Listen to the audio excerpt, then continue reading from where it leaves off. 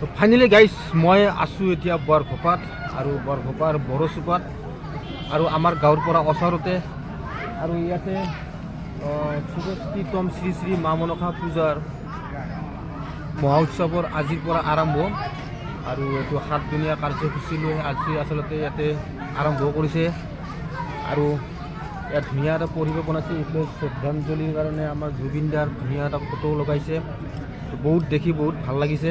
আৰু এইফালে এইটো হৈছে মেইন কাৰ্যালয় আৰু এইটো হৈছে মন্দিৰ আৰু এটা হেৰি দেখাটো খুবেই ভাল লাগিল। আৰু ইয়াতে আমাৰ খুৰাই জুবিন দাৰ ফটো বিক্ৰী কৰি আছে। কিমানকৈ বিক্ৰী কৰি আছে? হা 20 টকা আৰু 20 টকাকৈ বিক্ৰী কৰি আছে, কিন্তু যদি বান্ধা ওলাব তেতিয়াহ'লে বেছি ভাল লাগিল।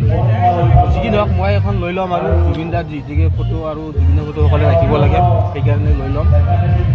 বাকী এইবিলাকো আনিছে, ভাল ভাল বস্তু আনিছে।